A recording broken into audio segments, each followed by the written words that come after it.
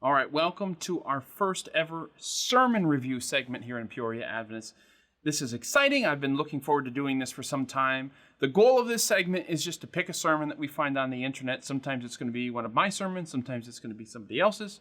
Sometimes it's going to be a Christian sermon. Sometimes a non-Christian sermon, okay? And the goal of this is so that preachers, whether they be pastors or lay people, so that we can get some pointers as we study somebody else's sermon. Now, we're not doing this out of a sense of superiority. I'm not the world-class preacher that some of the people we're going to be reviewing are, and so we don't do this out of a sense of superiority or out of a sense of arrogance, like we're going to look at these poor people and just see all the mistakes that they made. That's not the goal here. And when we review somebody who's not an Adventist, the goal is not to critique them for not being Adventist, okay? We're going to be as sympathetic as we possibly can. But the goal here is to learn. The goal is to learn. It's for me to learn. It's for you to learn and to see what it is that we discover. Now, I have not looked at this particular sermon. We're going to be bringing up a John Piper sermon from last fall. I just searched on YouTube for sermon, and it was one of the top 10 that popped up for me. Okay, so there's no particular reason why we're studying John Piper. I know that whenever you do this, a certain preacher at Elevation always pops up. We're going to get to you, Stephen Furtick. We're going to get to you at some point here, okay? So please understand, I'm not coming at this from a perspective of I'm a better preacher than these people are. I come at this humbly. I want to learn from the techniques they use, and I hope that's why you're here as well. So we're not going to do any comments about how terrible John Piper is or how bad of a preacher he is or, his theology is all wrong. We're just looking at this purely from a professional standpoint, purely from the perspective of people who want to grow in their craft of preaching. All right? Let's get into it.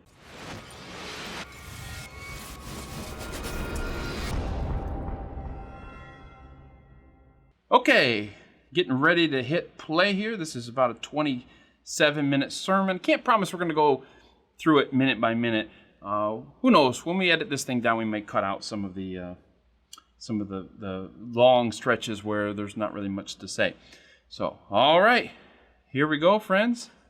I call what I said this morning Christian hedonism. I have no idea what you said this morning. Christian hedonism. Some people pronounce it hedonism. Doesn't matter. Now, I know that the word hedonism has a very negative connotation for most people, which it probably should, because it refers to things like worldliness, sensuality, selfishness, egotism. And I don't mean any of those things when I use the word. When I put Christian on the front of it, I want it to be transformed. So years and years ago, when I was considering... Okay, before you get into that, John, this is a really interesting thing to begin a sermon with. If you know anything about John Piper, he is about as old school as it gets, and I don't say that as a bad thing. I really respect his preaching, because I know I have a tendency to, I guess, rhetorically dance all over the place. I want to tell a story, and then I want to find a creative way of doing this. John Piper is just straight to the point, all right? Just straight to the point. And I like that about him. This is a really interesting opening, and I will grant that I do not know what he has said elsewhere in this conference. So I don't know what its local context has been. I don't know how to situate this sermon in terms of the conference that he's speaking at. But all I can do is speak to how it sounds on the internet, devoid of any other context. And it's really an interesting opening, and one I would love to sit down and talk with him about, because I think he's made his job fairly hard. I believe I understand where he's going with this. He wants to talk about how the Christian should and can find joy and happiness in God and God alone. Like this should be our focus as Christians. That's where I think he's going with this. But it's interesting to me that he chooses to try to redeem the word hedonism. It's not a word that people use. He's right that it has a not great reputation. But it's interesting that he wants to redeem this word. I would be hesitant to do that simply because I think merely appending Christian in front of something as an adjective does not a word redeem. Do I want to call this message Christian hedonism? I looked up the word hedonism in my high school dictionary. Better than Urban Dictionary. Yeah. And the first definition was a life devoted to pleasure. And I thought, that's exactly what I mean. A life devoted to the pursuit of pleasure. You'll notice very early on, he's a minute and 30 seconds into the sermon, he's already laid out his thesis for us. Okay, very inductive approach, or deductive approach? Right, deductive approach, where he's already, a minute into the sermon, laid out what he is trying to say in this sermon. Okay, so you know that. The audience knows that right off the bat. What he's going to do after this in the sermon is to try to prove that, or to demonstrate that, or to kind of convince you of that, to persuade you of that. Okay, so the thesis of his sermon is that he wants Christians to have a life devoted to pleasure. From a Christian perspective, not a secular perspective. Okay, and this is the pleasing of God. That's what I was talking about this morning. But of course, the world means pleasure in money, pleasure in success, pleasure in power. And when I put the word Christian on the front of it, I mean pleasure in God, according to Psalm 16:11. In your presence is fullness of joy, at your right hand are pleasures forevermore. That's what I mean by it.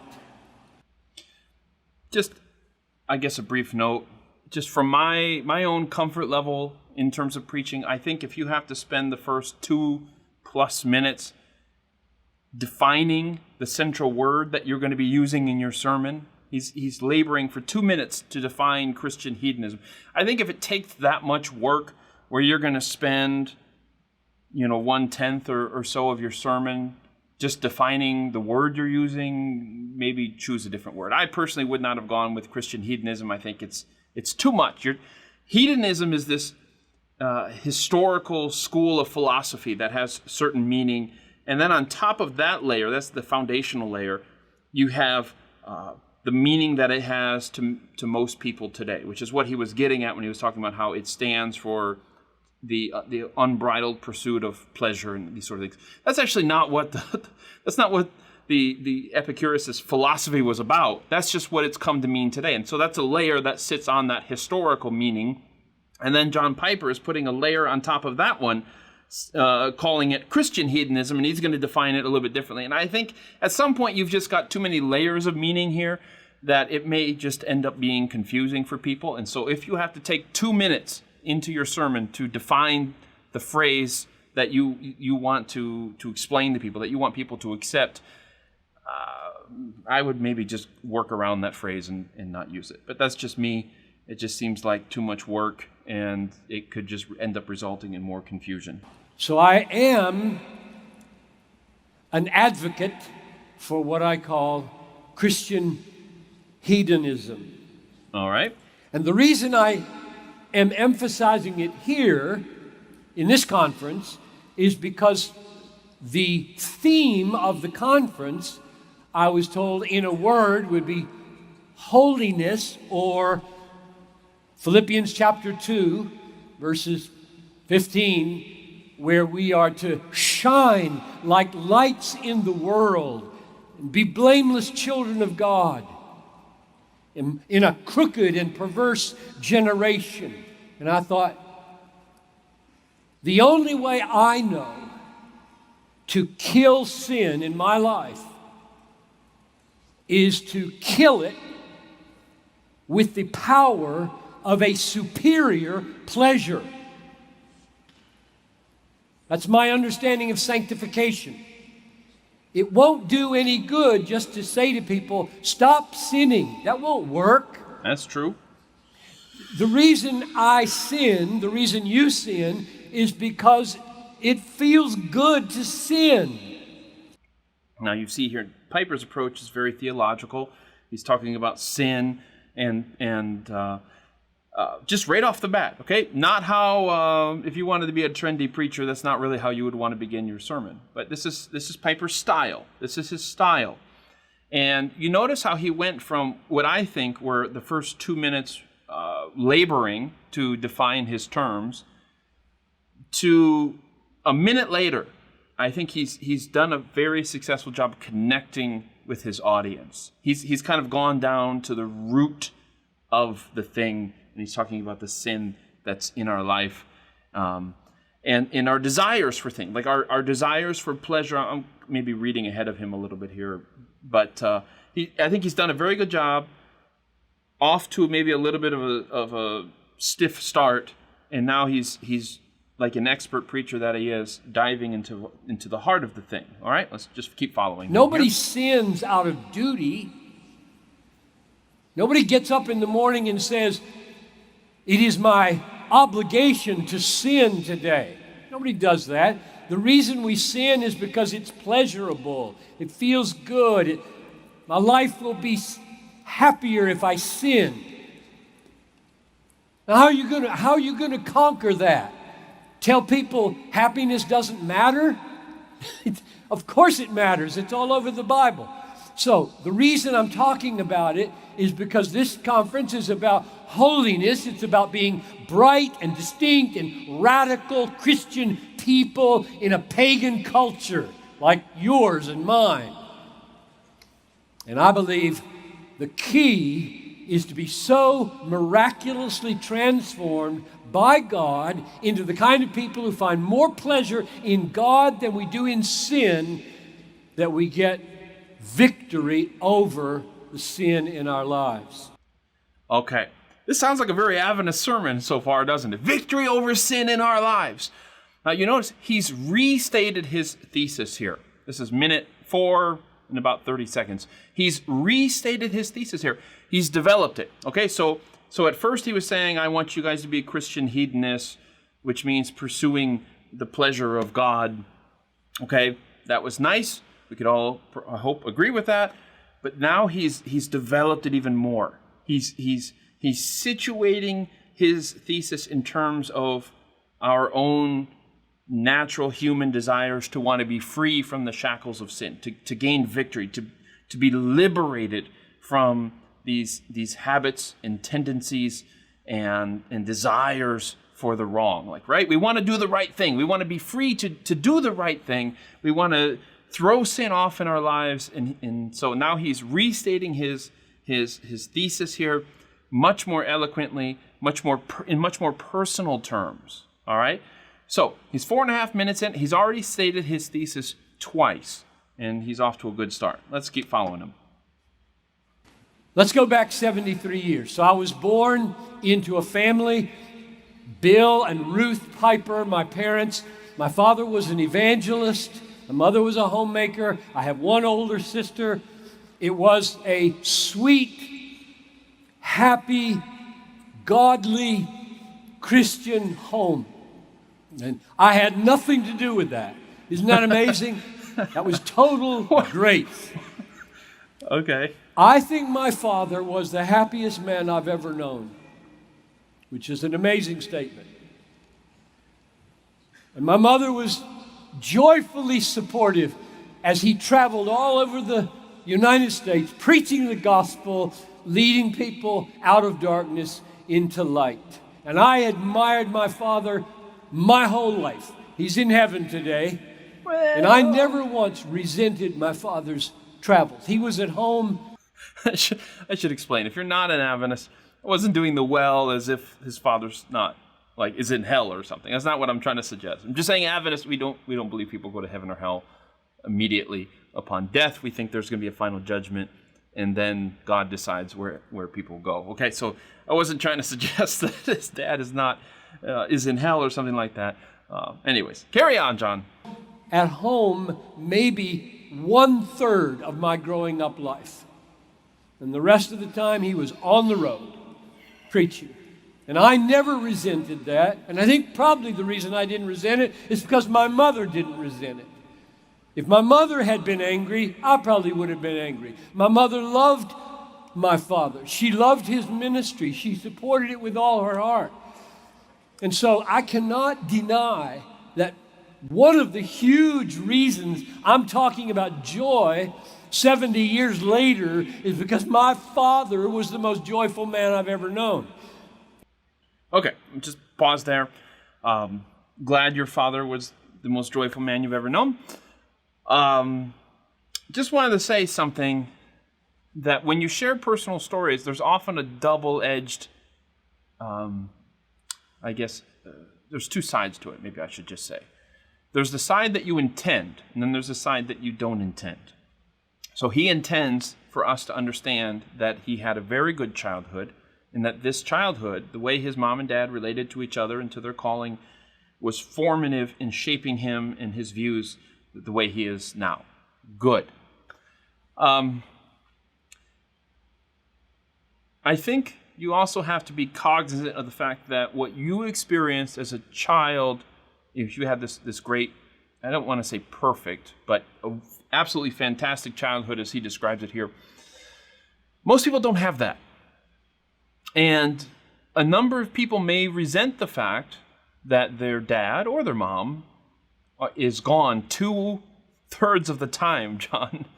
And that doesn't make them a bad person. Let me just rephrase that, back up and rephrase that. Okay, so he's suggesting in this clip that he didn't resent his dad being gone 2/3 of the time, because his mom didn't resent his dad being gone 2/3 of the time. And so this he's not saying this, but one could read into the silence of what he's not saying that this is how it should be. That if dad is gone doing ministry and he's gone 4 out of 5 days of the week, 3 out of 5 days of the week, that the spouse who's left behind should support that and not complain about that. Not everybody can do that, okay? We want people to be home and with their families as much as possible. That's that's where the emphasis is today in ministry. And it's okay to appreciate your mom for her courage in being without her husband for so long. I'm glad that John didn't grow up with resentment about that. But I don't want to lionize his dad for staying away so much, okay? Not all families can handle that. And I don't know how I would work this into the sermon if I were him, but I think I would be cognizant of that, because some could take what you're not saying as louder than what you are saying. And what you're not saying here is, hey, mom at home stuck with the kids while dad is out preaching all the time, going to meetings all the time. You just need to accept it. You need to support it. You shouldn't complain about it, because then your kids might grow up resenting their dad. I don't think that's what he's trying to say, but I think that could be read into the silence here. And anyways, I would just be... It's hard, guys, when you're sharing stories like this, because you got to think about what you may be encouraging or discouraging, the various people who may be listening to this. Okay, so I would personally, if I were going to be sharing that story, if that was my life, I would be saying something like, my mom didn't resent my dad for it, and so growing up, I don't think I came to resent my dad for it. I supported him, I championed him, I recognized that that's not the situation for everybody, but that's how it worked in our home growing up. Something like that. All right, let's go on. And he loved God with all of his heart. There was a second impulse in the home. So this joy was pervasive, right? I mean, can you imagine having parents and you're a child sitting in the back seat of the car and you're going on a vacation and your parents are in the front seat of the car singing to Jesus, singing in the car. What a privilege. So the other emphasis was both my father and my mother would write letters to me while I was in college, seminary, graduate school over in Germany. And the end of their letters, they would write very often, Johnny, never forget, whether you eat or whether you drink, do all to the glory of God. 1 Corinthians 10:31. Well, when I left home at age 18 to go to university and study literature, these two forces, I want to be happy. My parents are happy. I want to be happy. And I want to glorify God because the Bible says I should. And I could not, at that time, put the two together. I didn't know how they fit.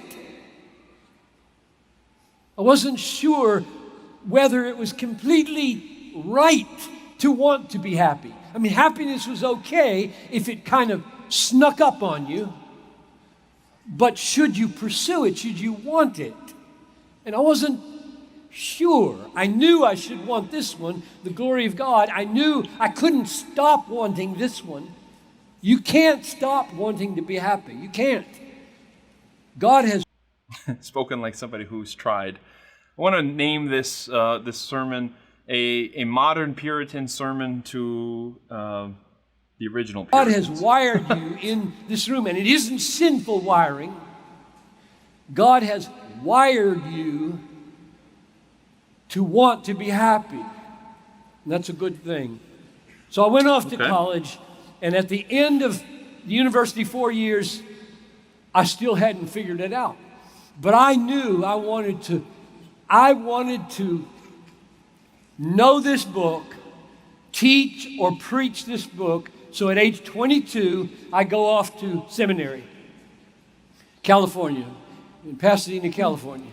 And in those 3 years, between age 22 and 25, 1968 to 1971, my whole world changed. My vision of God, my understanding of His sovereignty, my understanding of joy, my understanding of His glory. I remember saying to my wife, because I got married in 1968, I remember saying to Noelle, as our lives were being turned upside down by these things I'm going to talk about in a minute, I said, Noelle, you know how you can tell that your world and your understanding of God is being revolutionized? By the way you pray. I wanted to pray with my wife. I've always prayed with my wife. I think that's why we're still married. Every night we're praying together. Every morning we're praying together. But oh, how differently I was praying in those days. I mean, hallowed be thy name was not a wasted phrase anymore. I think you're seeing the appeal of John Piper here, and that is his great strength in preaching. It's not the eloquence, it's not the having read widely and his you have some of these preachers who pull from this author and this poem and this illustration and this, whatever. They pull from everywhere. And there's some who are just very engaging and they're very personable, and it's kind of their sermons are very conversational. You have all these different preaching styles. I think John Piper's great strength is that when he preaches, it's being wrenched, it's being pulled from deep inside of him. When he's telling this story about trying to reconcile his pursuit of happiness, his pursuit of joy in this life, and his desire to serve God, in trying to bring those two things together, that's not something I can relate to. It may not be something a lot of you non-Calvinists can relate to, okay?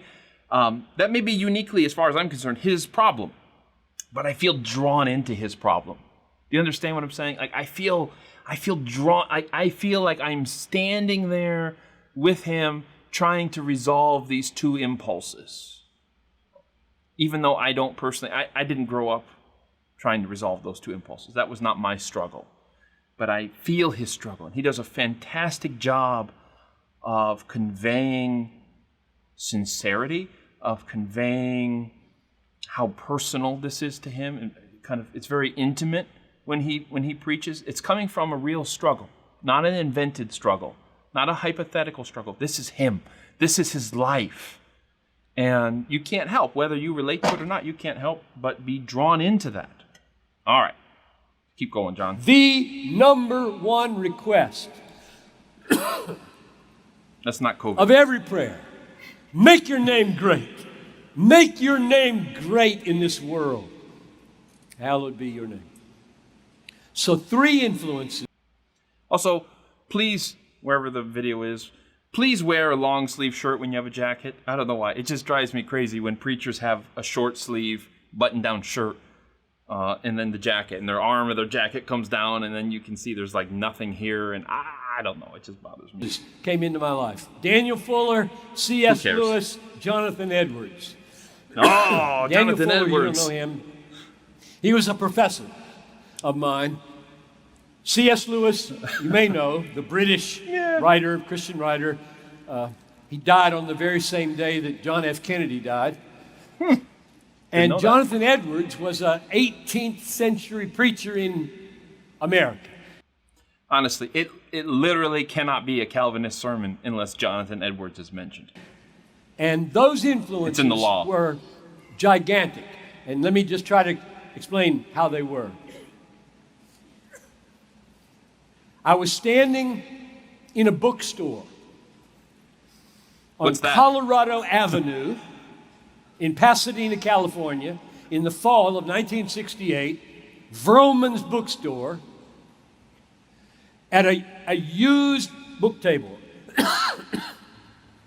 And I picked up a little blue book, about that big, about 60 pages, called The Weight of Glory by C.S. Lewis. Good book. And I've said often, books don't change people, paragraphs change people. Bam. And this That's one good. changed me. It's a good So line. I opened up the first page and read this. The New Testament has lots to say about self-denial, but not about self-denial as an end in itself. We are told to deny ourselves and take up our crosses in order that we may follow Christ. And nearly every description that we find gives us, appeals to our desire. That's what I tried to explain this morning when I was talking about self-denial. And then he adds this. If there lurks in most modern minds the notion that to desire our own good and earnestly hope for it is a bad thing, and that was me. I feared that wanting my good, my happiness, my pleasure, I feared that's a bad thing. I shouldn't feel this. And he's saying, if there lurks that thought in my mind, I submit this notion has crept in from Immanuel Kant and the Stoics and is no part of the Christian faith. Well, he had my attention. Yeah, blame the Stoics. That's how I feel about it. But it's interesting, isn't it? It's really interesting how he's able to bring up the hedonists and bring up the Stoics, so the Epicurean tradition and the Stoic tradition, regardless of whether it's historically true to form, okay? I don't think his definition of hedonism would be recognizable by Epicurus, okay? But that's what it means today. He's able to bring these together, and it's not a super dry sermon. It's not a highly technical sermon. It still melts the heart. And I particularly resonated with something he just said when he was re-narrating his frustration, his trying to reconcile his desire to pursue joy and pleasure in this life versus, his own good, as he put it, versus trying to please God. What I really liked about that is, Adventists can relate to that, can't we? Haven't we wanted to go, bowling or go to an amusement park or something as a kid, and we had some Adventist influence in our life telling us, well, you can't go do that. The Christian life is not about pursuing your own pleasure. You can't eat that. You can't go there. And I love it. He's channeling Lewis here and going to turn that on its head. Because he was saying the desire to be happy is not a bad desire. And those who say it's a bad desire are being influenced by the Stoics, not by the Bible. And then he kept going like this. Indeed, if we consider the unblushing promises of reward and the staggering nature of the rewards promised in the Gospels, it would seem that our Lord finds our desires not too strong, but too weak. Nailed it. I had never heard anybody say that. John Piper, your problem in the Christian life, your problem is not that your desires are too strong, but your desires are too weak.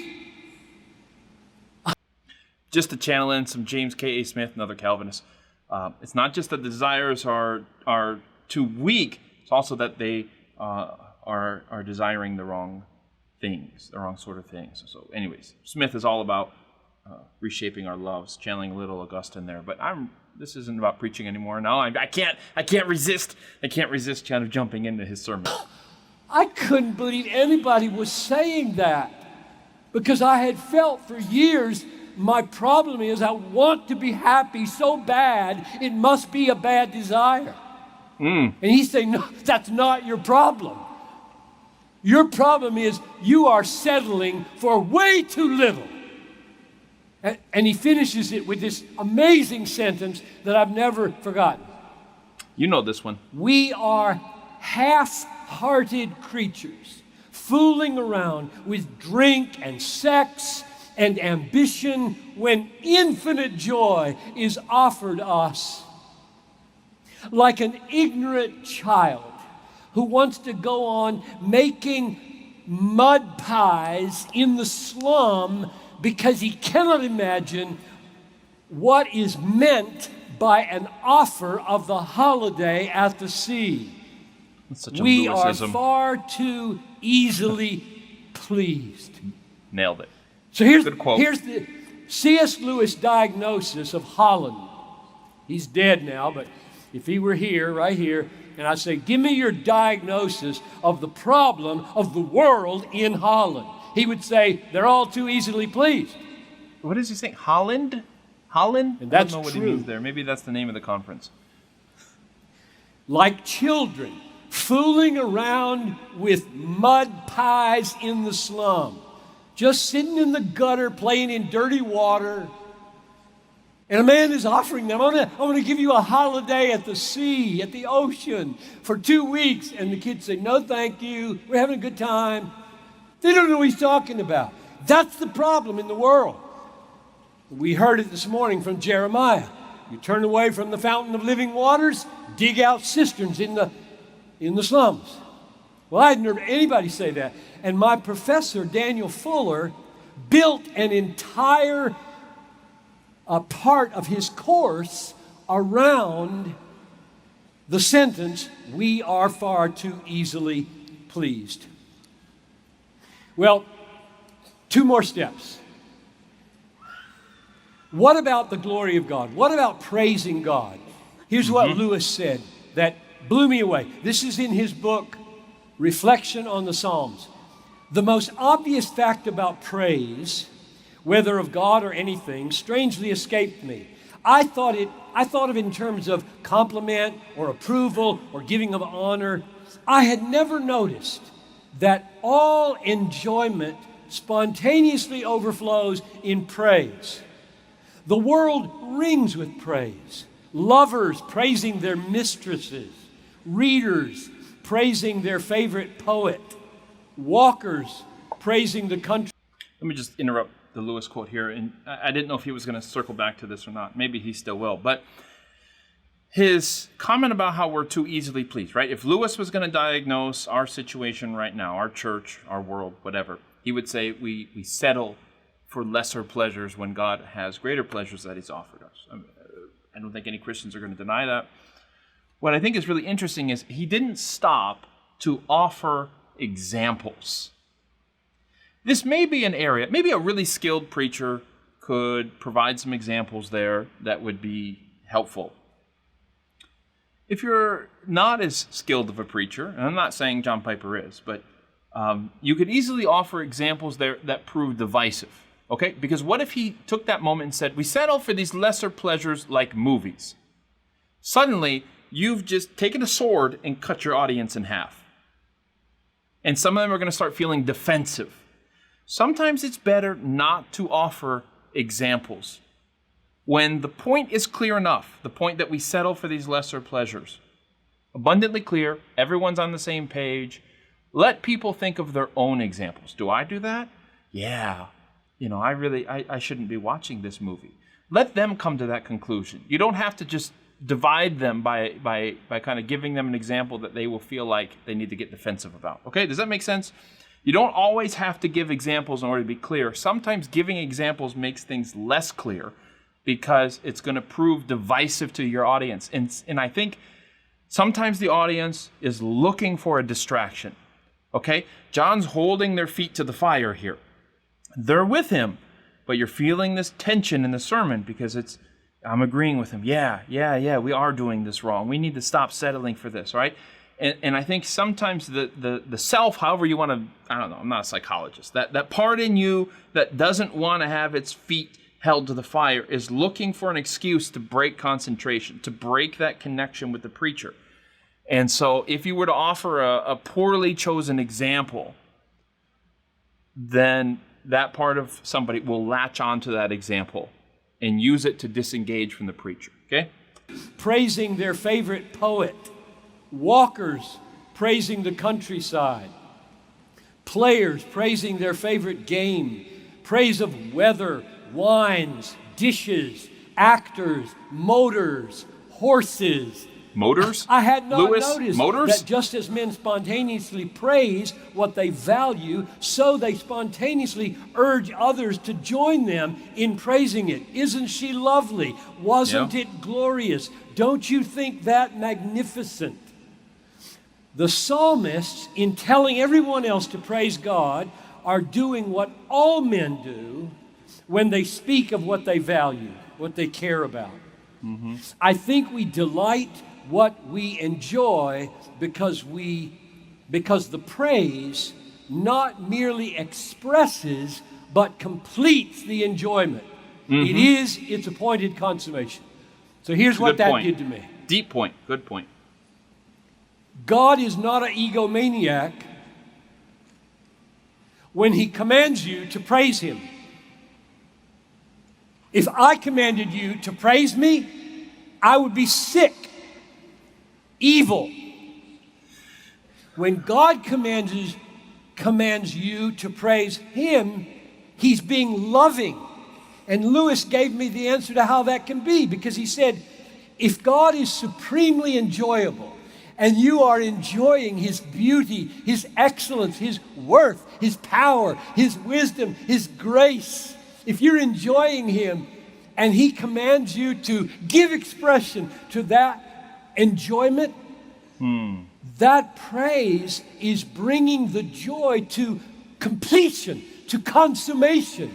And therefore he's loving you. He's wanting you to complete your joy, because he's the only place where it can be found. That was revolutionary for me to think of praise that way. The consummation of your joy in God. That's a really profound point. I love his use of Lewis to make that point. Right, because we all have some atheists or agnostic friends who are like, whoa, God is so selfish to make us want to praise him, telling us, commanding us to praise him. And basically he's taking that, turning on its head and saying, man, God is so good, it's a sin not to say how good he is. All right, if I'm eating an Impossible Burger's not God, by the way, but I love it. It's delicious. Every time I eat one of these things, I'm like, this thing is so good. It's like the goodness of the Impossible Burger just pulls it out of me. And it would take effort to repress that praise. It would take effort, conscious effort to repress that praise. And in the case of God, that conscious effort to repress the praise of God is, in fact, a sin. But that wasn't the essence of the matter. The essence, which is what I ended with this morning, can't help but keep preaching while he's preaching. God is most glorified, most praised in you when you are most satisfied in him. So praising is the consummation of joy. It's the completion of joy.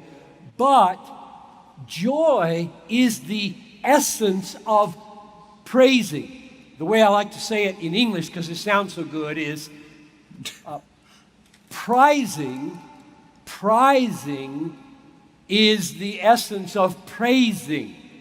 You prize something, you value it, you are satisfied with it, and that is the heart and the essence of praising. Otherwise, praising is hypocritical. This people honors me with their lips, but their heart is far from me. They don't prize me. They're just singing songs on Sunday morning because that's what you're supposed to do. Or Sabbath morning. So that was another huge part, and Jonathan Edwards is the one who gave me the key to that, because he said, God glorifies himself not only by communicating himself to our minds, but by communicating himself to our hearts and being glorified by our rejoicing in him.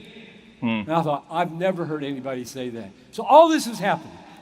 In these 3 years, these thoughts, these discoveries were happening, and I've just never been the same since those 3 years. So let me end with just one more illustration. So the last argument this morning was that God is most glorified in you when you're most satisfied in him. So the glory of God depends upon your pursuing pleasure in God. It's the essence of it. Okay. The argument just before that was love. You can't love people We could debate that one. if you don't pursue your joy in God, because loving people is the overflow of joy in God that meets the needs of others. Okay. So let me end like this. That was the last piece that I couldn't figure out. I saw that God is glorified when I'm satisfied in him. Like my wife receiving, I want to be with you, Noel. That honors her. I want to be with you, God. You make me glad more than anybody. God is honored when I say that and feel that. I could not for the life of me figure out how that vertical satisfaction made me a loving person horizontally. And I knew that there were other religions that had pictures of people sitting with their arms folded and their legs crossed under a tree, experiencing a kind of karma, and just let the world go to hell. Who cares? I'm happy. I don't think I'm that's what happy they in mean God. by karma, but I don't care if people are dying or suffering. I knew that couldn't be. That's not the Bible. That cannot be. But what's the link? And so I gave you one answer. I would just say, always be careful when you bring up other religions in a sermon. Most of the time I hear preachers talk about other religions, they get them wrong. Just be very careful doing that. This morning, here's my last answer, and I'll be done. Paul was talking to the elders in Acts 20, to the elders of Ephesus. And at the end of his talk, he said, remember, this is Acts 20, verse 35. There it is. Remember. He didn't say forget. Some people say, you shouldn't have this motive to be blessed. And I say, if that were true, he'd say forget. Sabbath. Remember the Sabbath. Remember. Sorry. It Won't is happen more again. blessed to give than to receive. More blessed, more happy, more satisfied, more content, more joyful to give my life away, die for others, suffer for others, sacrifice for others. Yes. You want more joy? Die for others. Live for others. That's what it says. It is more blessed, more happy, more content if you will give yourself away. Don't just fold your arms and sit under a tree and say, me and you, God, we're happy. I don't care about other people. You won't be happy, not long. That's not joy in God. So, I discovered that joy in God is a peculiar kind of thing. It not only honors God, but it also is a kind of a pressure inside of me. It wants to be out. It wants to draw you in, because the way it works is that joy in God gets bigger if I can include you in it, so that your joy in God becomes part of my joy in God. Well said. So that's why I came to Holland. I want to be happier. And I look out at you, I don't know, but a half a dozen of you. And it would make me very happy. I mean, it is making me happy. I'm very happy right now just to talk to you about these things. But if I heard that God took these few words and drew you in to more joy in God, that caused you to lay down your life for the people in your country who don't know Him, if I heard that a half a dozen of you out of the 5,000 that have been here, my joy would be greater. That's what John said, right? My joy is complete when my children walk in the truth. And you're not my children, but kind of. I mean, some of you are older than I am, but not many. So I don't know if I'll ever see you again on earth. But if God Coming in for the landing preserves me in faith, and which I think we might sing, we did yesterday, if God preserves me, if He holds me fast, and He works in you to bring you into a deeper, sweeter enjoyment of Himself for the sake of the world and His glory, I will not have come to Holland in vain. Let's pray. Okay. I love that. You notice something really interesting about his ending. In the middle of this sermon, he is so focused, and it's just line after line after line after line. He knows what he's trying to say. He hits his points well. In the end, you feel the tension that has been building up. Good kind of tension, but you feel the tension kind of, he said what needs to be said. And now he's looking at his audience directly, and he's speaking directly to them, referencing them, okay? But you feel the tension just kind of relieving. It's not he builds the tension in sermon, kind of, it keeps climbing as we go up, and then just slowly just start, like one of those Instant Pots, right? You just let the steam out at the end, and just, the meal is done. And so it's not a super strong ending. He's kind of struggling and trying to figure out what to say in applying this. He kind of ends as he begins, but nevertheless, very strong sermon, very simple sermon. And I want to just end this video by saying this. John Piper knows his strengths as a preacher. John Piper's strength is gravitas. He can preach a very simple sermon. I mean, a technically simple sermon. This was very straightforward. I'm sure his notes are very simple. He's memorized some of his texts. He knows he wants to talk about Christian hedonism. He knows he wants to narrate part of his life story. Very simple sermon. If I took his manuscript word for word and preached that sermon, it wouldn't sound the same. Not largely because it's not my life that I'm preaching from, but also because he preaches with a sense of gravitas and dignity and solemnity that if you're not that type of preacher, you're not going to get away with. This is something I had to learn very early on when I was learning how to preach. In the beginning, I wanted to be like my favorite preachers, so I watched them, I studied them, I started doing things they did, but it wasn't me. I wasn't them.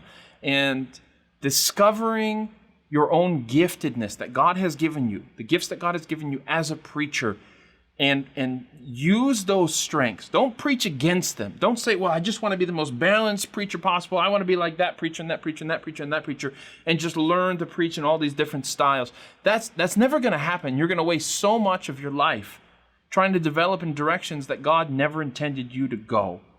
You need to discover your own strengths as a preacher and use those. And use those strengths. So I would encourage you guys to do that. John Piper's strength is gravitas. He's very authentic. No one's going to accuse John Piper here of lying, of not being himself. He is always very much himself. No one's going to accuse him of being too sugary or any of those things. Now, there's weaknesses to John Piper's style, just as there's weaknesses to all of our styles of preaching. And that doesn't matter, okay? That doesn't matter. What's important is you know your strengths that God has given you, and then you lean into those. You rely upon those, and you go with that, okay? So John Piper can preach a very simple sermon without being super eloquent, without getting into too many examples, without trying to appear relevant to people, using all these. He's not going to mention TikTok.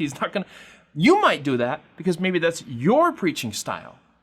That's how you connect with your audience. But he connects with his audience by being very, very personal, very authentic about his own spiritual struggles, very unadorned in his preaching style. Again, doesn't make him a better or worse preacher than you. It just means that he knows his strength as a preacher. He knows what God has given him. And I would encourage you, you need to discover that about yourself as well and use that. People are always going to try to compare you to other preachers. Just shrug. It doesn't matter.